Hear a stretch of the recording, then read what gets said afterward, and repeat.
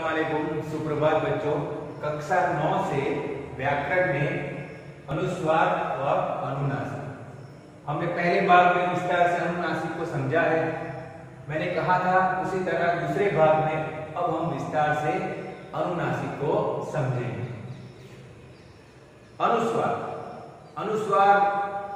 Short में मैं समझा देता हूँ फिर से एक बार कि अनुस्वार क्या है। अनुस्वार का लिखित चिन्ह है बिंदी और अनुनासिक का चंद्रबिंदु। अनुस्वार नासिक के व्यंजन है जो चिन्ह के रूप में बिंदी के रूप में लगाए जाते हैं, पर कब? जब वो स्वर रहित हो तब। अनुस्वार के बारे में तो आप काफी कुछ जान ही चुके हैं। अब अनुनासिक पर आते हैं। अनुनासिक की परिभाषा सुनते हैं कि जब स्वरों के उच्चारण में मुख के साथ साथ नाक भी सहायता लेनी पड़े, नाक की भी सहायता लेनी पड़ती है, वहां अनुनासिक का प्रयोग किया जाता है। इसका चिन्ह चंद्रबिंदु है। यह ध्वनि स्वरों का गुण होती है। मैंने आगे भी कहा था कि अनुस्वार का संबंध व्यंजन के साथ है, नासिक के व्यंजन के साथ है, और अनुनासिक का संबंध स्वर के साथ है। सरल भाषा में समझाऊं तो जहां स्वर रहित स्वर रहित नासिक के व्यंजन का उच्चारण होता है तो वो बिंदी के रूप में लिखा जाता है, अनुस्वार के रूप में लिखा जाता है। और जहां किसी भी शब्द में स्वर पर भार देकर कि जहां मुख से और नाक से सहायता लेनी पड़े, जैसे किसी भी स्वर का उच्चारण करते समय मुख के साथ साथ नाक की भी सहायता लेनी पड़े, लगे कि जैसे मुख और नाक दोनों से वो उच्चारित हो रहा है, तब उस स्वर पर क्या लगती है? चंद्रबिंदी लगाई जाती है। चंद्रबिंदी लगाई जाती है। जैसे यहां उदाहरण दिए गए हैं कि शिरोरेखा के ऊपर खाली स्थान वाले स्वरों में अनुनासिक की स्थिति। अब चंद्रबिंदी लगाई कहां जाती है? कि जिस स्वर को उच्चारित करते समय मुख और नाक दोनों का प्रयोग किया जाए, उस स्वर के ऊपर ही स्वर स्वयं हो या व्यंजन के साथ जुड़ा हो, उसके ऊपर ही चंद्रबिंदी लगाई जाती है। उदाहरण देखते हैं कि अंगना, यहां स्वर स्वयं है अपने मूल रूप में, किसी व्यंजन के साथ नहीं है। अ का उच्चारण कैसे? अंगना, नाक से उच्चारित होता है। एक बार उच्चार करो, अंगना। फसना, हसना, यहां फ है। फ के साथ जो स्वर है कौन सा है? अ। तो फ पर भार नहीं दिया जाता है, फ पर उसके बाद जो उससे साथ जुड़ा हुआ स्वर है हाँ, मतलब अ, उसका उच्चारण करते समय हम मुख और नाक दोनों का प्रयोग करते हैं। इसलिए अंगना, फसना, हसना। अब ये चंद्रबिंदु के बगैर हम उसका फसना, हसना ऐसा उच्चारण नहीं है। फसना, हसना मूल शुद्ध उच्चारण ऐसा नहीं है। शुद्ध उच्चारण है अंगना, फसना, हसना। तो जहां स्वरों पर भार दिया जाता है, जैसे आ नहीं, आंख। अगर चंद्रबिंदी ना हो तो क्या? आंख। उच्चारण गलत है ना? उच्चारण करके देखो, चंद्रबिंदी के बगैर आंख। कैसे उच्चारण? गलत उच्चारण। शुद्ध उच्चारण कौन सा है? आंख। जब आ बोलोगे तो नाक से भी उसका उच्चारण हो रहा है। तो जिस स्वर का उच्चारण मुख के साथ साथ नाक के साथ भी हो, दोनों का प्रयोग हो, तो उसे, और उसी पर जैसे यहाँ फ के साथ जुड़े अ पर आपने भार दिया है, तो उसी स्वर के ऊपर चंद्रबिंदी लगाई जाती है। और अनुस्वार बिंदी कहां लगाई जाती है? कि जहां उसका उच्चारण होता है उसके आगे के वर्ण पे लगाई जाती है। उसी तरह आंख, आंसू, चांद को मैंने समझाया था, चंद्रबिंदी हटा लो, चांद गलत है उच्चारण, तो चांद। यहां नासिक के व्यंजन का कहीं भी उच्चारण नहीं है। अंगना नहीं लिखा, अंगना गलत है, अंगना नहीं, अमना नहीं, अंगना, फसना, हंसना। भले आपको लगे कि न का सर उच्चारण हो रहा है, पर ऐसा नहीं है। यहाँ स्वर को भार देकर, जैसे मुंह से और नाक से दोनों की सहायता से बोला जाता है, इसीलिए यहाँ चंद्रबिंदी है। अंतर यही याद रखना, अनुस्वार मतलब स्वर रहित नासिक व्यंजन जिसे लिखित लिपि चिन्ह में लिखा जा रहा है, और अनुनासिक मतलब वह स्वर जिसे मुख के साथ साथ नाक की सहायता से भी उच्चारित किया जाता है। उसी तरह ऊं, मुंह, उंगली, धुंधला। यहाँ म के बाद जो ऊ आता है उस पर भार दिया गया। मुंह, उंगली, धुंधला, बड़ी पूछ, ऊंचाई, सूंघना। ये आपको समझा रहा हूं इसलिए, वरना नॉर्मल आप क्या बोलते हैं मुंह, तो मुंह बोलते समय भी ऊ का उच्चारण जरा बाहर से नाक से करते ही है। उंगली, अगर ना करो उंगली, उंगली गलत है ना, उंगली। मैं कहूं उंगली उठाओ तो आप सर कहेंगे कैसा बोलो, क्या बोलूंगा, उंगली। न ऊ का उच्चारण मैं नाक से भी कर रहा हूं मुंह के साथ साथ। बस ये याद रखना है अंतर। मुंह, उंगली, धुंधला, पूछ, ऊंचाई और सूंघना। तो इससे हम क्या सीखे? इससे हम ये सीखे कि चंद्रबिंदी क्या है, जिसे हम अनुनासिक कहते हैं, कि वो क्या है? यह ध्वनि स्वरों का गुण है। उसका गुण कौन सा? कि जिस स्वर को उच्चारित करते समय मुंह के साथ साथ हम नाक का भी प्रयोग करें, वो सारे स्वर पर क्या लगाया जाएगा? चंद्रबिंदी। और जहां जिस स्वर को आप नाक और मुंह दोनों की सहायता से उच्चारित करते हो, वह स्वर भले व्यंजन के साथ जुड़ा है या फिर स्वयं स्वर मूल रूप में है, चंद्रबिंदी उसी के सर पर लग जाए। आगे देखते हैं।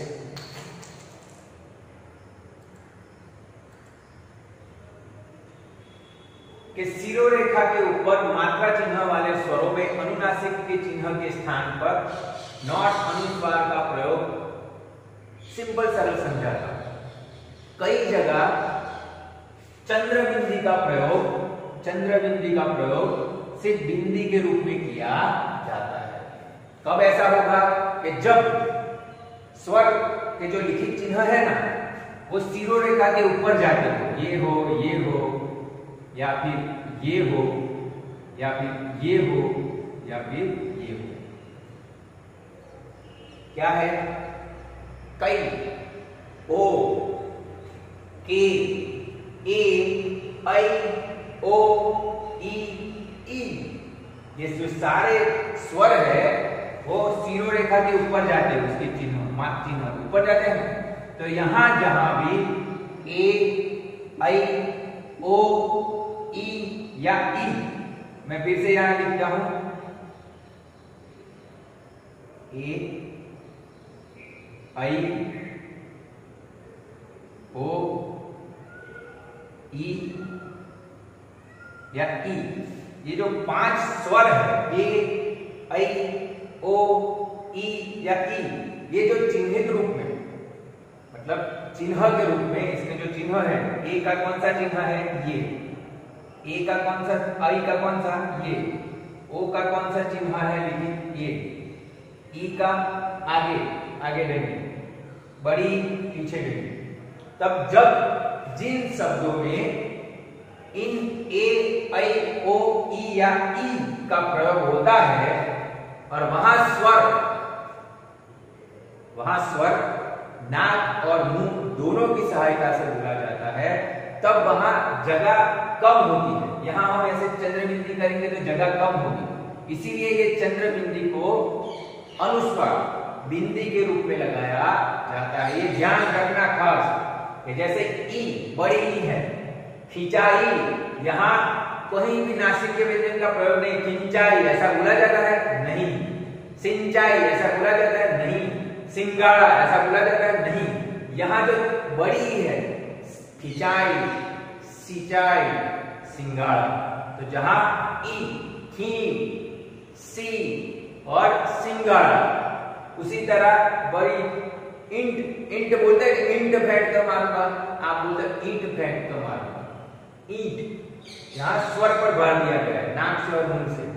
खींचना, खींचना नहीं बोलते, खींचना। छींकना, छींकना, ई पर भार दिया गया है। उसी तरह ए, मैं, खुद की बात करनी हो तो कहते हैं ना मैं। जैसे बेंच पर, लॉकर में, लॉकर में, तो वहां बिंदी नहीं आती। लॉकर में वहां बिंदी नहीं आती, क्यों? वहां उच्चारण नहीं है में। पर यहां मैं, सेकना, फेंकना, यहां ए का प्रयोग किया है। ऐ, मैं, कैंची, 33। ओ, गोंद, ओठ, चौंच। चौंच बोलते हैं, हम क्या बोलते हैं? चौंच। तो आपको बस ये याद रखना है कि जहां जो रेखा है, कौन सी? स्वर की लिखित रेखा। जो लिपि होती है ना, लिपि में जो चिन्ह होते हैं, इसे क्या कहते हैं? चिन्ह। इसे कहते हैं चिन्ह। ई यहाँ है, बराबर है, पर ये चिन्ह के रूप में नहीं, स्वयं अपने रूप में। पर ये जहां चिन्ह के रूप में आते हैं, और जितने भी चिन्ह है, बड़ी,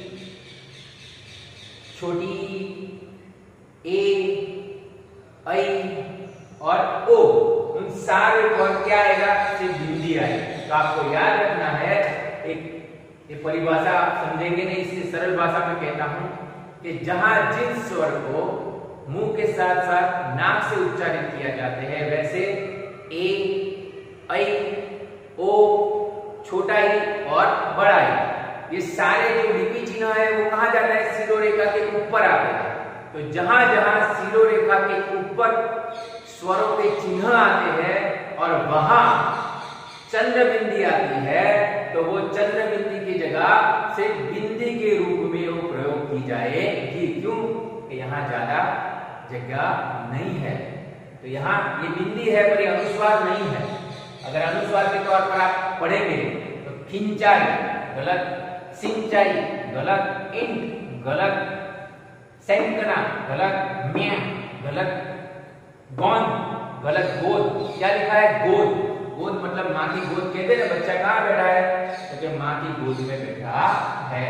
हम कह सकते हैं कि माँ, बच्चा कहाँ बैठा है? माँ की गोद में बैठा है। गोद, ओठ, ओंठ बोलते हैं, चौंच बोलते हैं, चौंच क्या बोलते हैं? चौ, ओ पर हम भार देते हैं।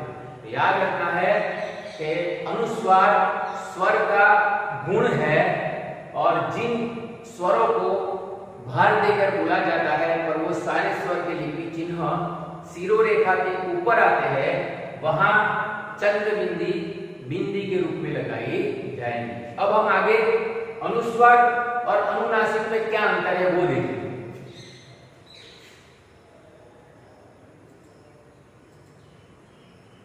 देखिए यहां बताया गया है कि अनुस्वार और अनुनासिक। अनुस्वार मतलब बिंदी, सिर्फ बिंदी, और अनुनासिक मतलब चंद्र बिंदी। अनुस्वार देखिए यह नासिक के व्यंजन है, इसका लिपि चिन्ह बिंदी है, डॉट है, कि यह नासिक के व्यंजन है और इसका लिपि चिन्ह बिंदी है। अनुनासिक यह ध्वनि स्वरों का गुण है। स्वरों का गुण मतलब कि जिन स्वरों को उच्चारित करते समय मुंह और नाक दोनों प्रभावित हो, वह गुण, वो क्या है? अनुनासिक।